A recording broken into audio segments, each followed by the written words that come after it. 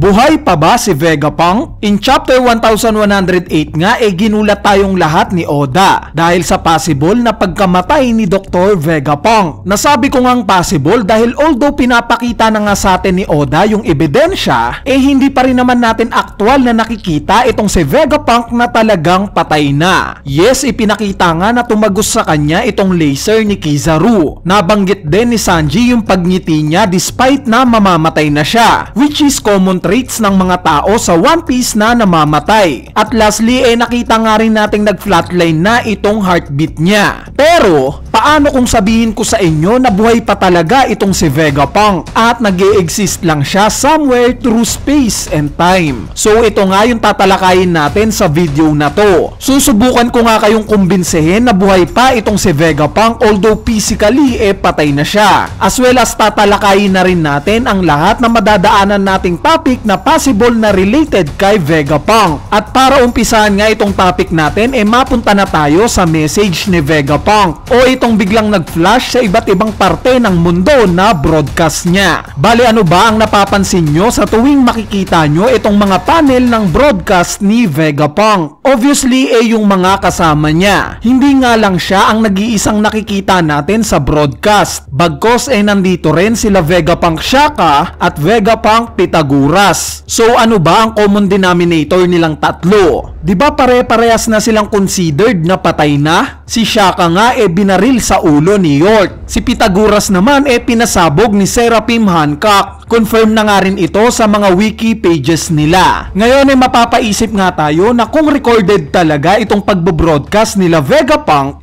bakit itong tatlong considered na patay lang yung nakikita natin? Bakit wala yung ibang satellites ni Vegapunk? Teka, paano ba tayo nag-come up sa idea na pre-recorded video lang itong nangyayari ngayon kila Vegapunk? Bali dahil nga yan sa dalawang karakter, si Big News Morgan at itong si Gorosei Jupiter. Unahin na natin itong si Big News Morgan. Directly ngang sinabi ni Big News Morgan na pre-recorded daw itong napapanood nilang mga Vegapunk sa screen nila. Bakit? Dahil iba nga daw yung oras na nakikita niya sa aktual na oras sa Egghead Island. Itong si Gorosei Jupiter naman bigla na lang nag-assume na nasa Labo Base daw yung possible na pinanggagalingan ng broadcast ni Vegapunk. Idagdag mo pa nga itong pagpapakita ng karakter ni Dragon at sa nabanggit ni Shaka na mamamatay na siya, talagang may isip nga natin na pre-recorded nga lang itong napapanood na Vegapunk ng mga tao sa mundo. Pero paano kung sabihin ko sa inyo na hindi ito pre-recorded? At in fact live ngayon itong nangyayari na to. Kaya itong tatlong namatay na karakter ang napapanood natin sa broadcast dahil sa live na ginagawa nila Vegapunk itong broadcast na to ngayon at hindi ito pre-recorded lang. So this explains kung bakit itong pag-uusap ng tatlo na to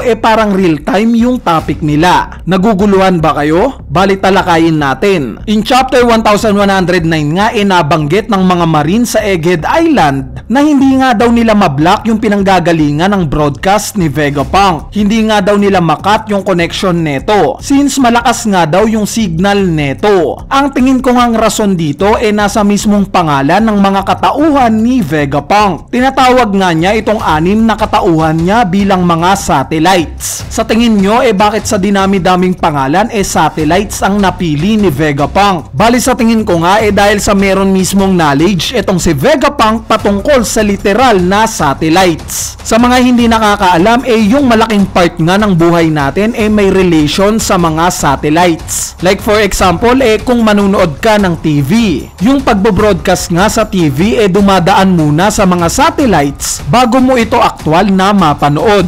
O hindi kaya kung gagamit ka ng GPS para malocate mo ang mga bagay-bagay, lahat nga ng ito dumadaan sa mga satellites na nakadisplay sa space natin. Ngayon kung mapapansin nyo nga sa mismong Egghead Island nagkalat nga yung mga parabolic antenna sa iba't ibang parte ng isla. At ito nga yung isa sa ginagamit bilang pang pinpoint ng signal sa mga satellites. Meaning possible na yung signal na pinanggagalingan ng broadcast ni Vegapunk ngayon wala na sa Egghead Island. Bagkos nasa space. Sinasabi nga ng mga Marines na hindi daw nila makat yung signal ng broadcast ni Vegapunk since malakas daw ito dahil pala yan sa nanggaling itong signal na to sa mismong satellites sa itaas ng space natin. So baka mamaya sabihin nyo na masyadong malayo itong idea na to o napaka-imposible since paano nga naman magkakaroon ng satellite sa space hindi pa naman ito natatalakay sa One Piece. Bali kung matatandaan nyo guys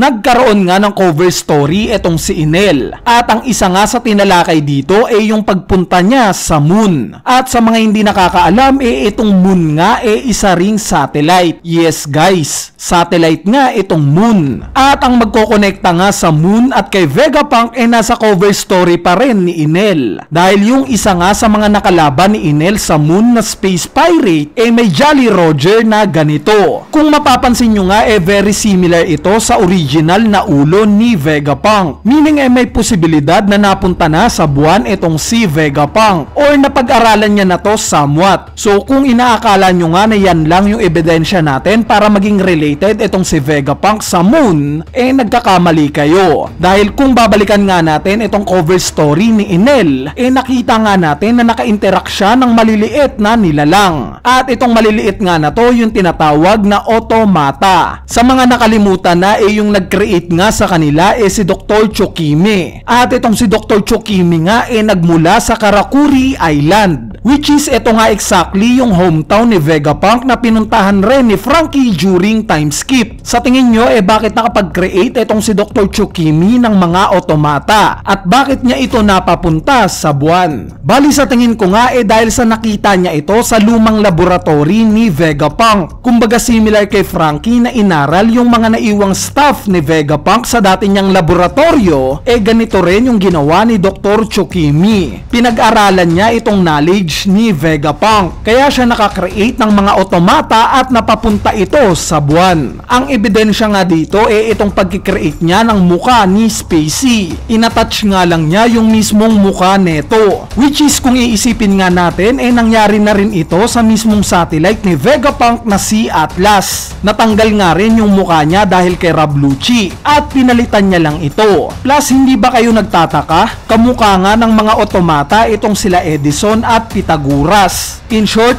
kung may relation man itong si Vegapunk sa moon na isang satellite very possible ito. Ngayon mapunta naman tayo sa tanong na kung talagang buhay pa itong si Vegapunk nasaan na siya? Bali sa tingin ko nga nasa labo phase pa rin siya at na-reborn lang siya bilang data. Similar kila Pythagoras at Shaka. Naging mga data na nga lang sila na nag-e-exist. Kumbaga gawin na lang nating example itong babae na nakadaupang palad ni Atlas. In reality nga hindi nag-e-exist itong babae na to or considerably napatay na siya. Pero dahil nga sa photonic glove ni Atlas nahahawakan niya na itong babae na to na para bang totoong tao na siya. Nung tinanong nga ni Luffy kung ang ibig sabihin ba neto hindi totoo itong babae na to ang sinabi nga lang ni Atlas nakadepende na daw sa'yo kung paniniwalaan mo kung totoo siya o hindi. Bali dito nga natin i-apply itong nangyari sa mga namatay na Vegapunk. Maaari ngang physically patay na yung katawan nila pero na-reborn nga sila bilang mga hologram. Meaning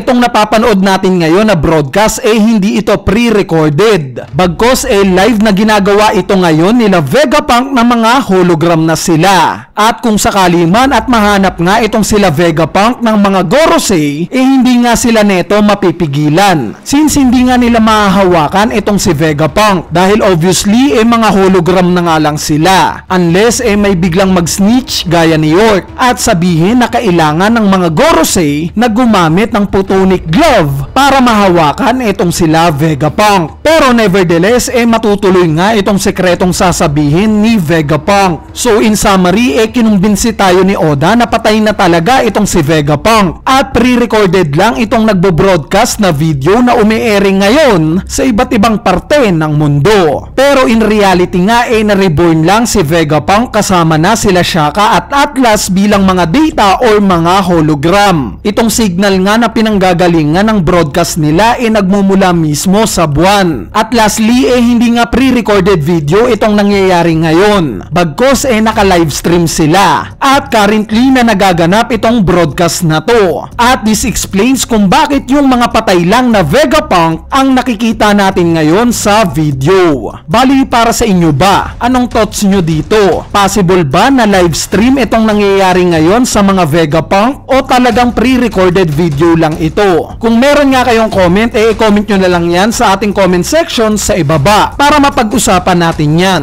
So yun lang, peace!